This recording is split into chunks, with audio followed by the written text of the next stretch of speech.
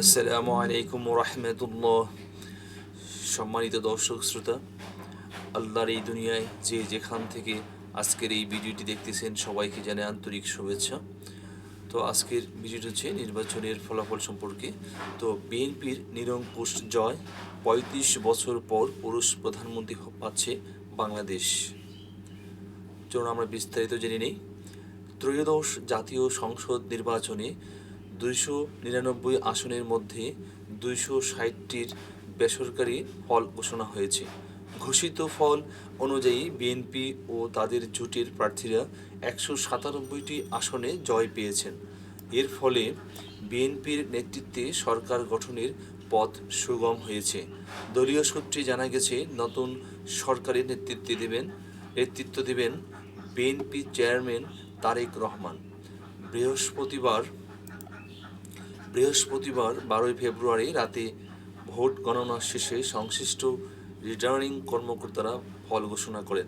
ঘোষিত ফলাফলে বাংলাদেশ জামায়াতে ইসলামীর নেতৃত্বাধীন ১১ দলীয় জোট পেয়েছে ৫৮টি আসন। অন্যান্য দল ও স্বতন্ত্র প্রার্থীরা জয়ী হয়েছেন ৪টি আসনে। ইতিহাস পর্যালোচনায় দেখা যায়, সর্বশেষ ১৯৮৮ সালে কাজী জাফর আহমেদ প্রধানমন্ত্রীর দায়িত্ব পালন করেন। ১৯৯০ সালের পর থেকে নারী নেতৃত্বে সরকার পরিচালিত হয়েছে। দীর্ঘ সময় বিএনপির সাবেক চেয়ারপারসন খালেদা জিয়া এবং আওয়ামী লীগ সভাপতি শেখ হাসিনা সরকার প্রধানের দায়িত্বে ছিলেন। নির্বাচনে জয় উদযাপন উপলক্ষে কোনো ধরনের বিজয় মিছিল না করার নির্দেশনা দিয়েছে বিএনপি। দলের প্রেস উইং জানিয়েছে, নিরঙ্কুশ বিজয়ের জন্য বাদ জুমা সারা দেশে শুকরিয়া আদায় ও বিশেষ দোয়া অনুষ্ঠান অনুষ্ঠিত হবে। অন্যান্য ধর্মীয় উপাসনালয়েও প্রার্থনার আয়োজন করা হবে।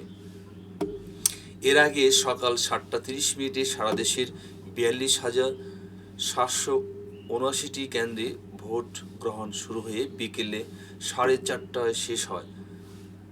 এরপর কেন্দ্রগুলোতে গণনা কার্যক্রম শুরু হয়। শেরপুর ৩, ঝিনাইগাতি শ্রীবর্দী আসনে নির্বাচন স্থগিত থাকায় এবার ২৯৯ আসনে মোট ২,০২৯ জন প্রার্থী প্রতিদ্বন্দ্বিতা করেন। এর মধ্যে দলীয় প্রার্থী ১,৭৫৫ জন, স্বতন্ত্র ২৭৪ জন, নারী প্রার্থী ৮৩ জন। নারী প্রার্থীদের মধ্যে দলীয় ৬৩ এবং স্বতন্ত্র ২০ জন। এবার মোট ভোটার ছিল ১২,৭১,১১,৭৯৩ জন। এর মধ্যে পুরুষ ভোটার ৬,৪৮,২৫,৩৬১, নারী ভোটার 6,28,85,200 এবং হিজড়া ভোটার ১,২৩২ জন। ১২৪টি দেশে পোস্টাল ব্যালট পাঠানো হয়েছিল। তো এই ছিল আজকে ভিডিও। ভালো থাকবেন সবাই। আল্লাহ হাফিজ। আসসালামু আলাইকুম রহমতুল্লাহি ওয়া বারাকাতুহু।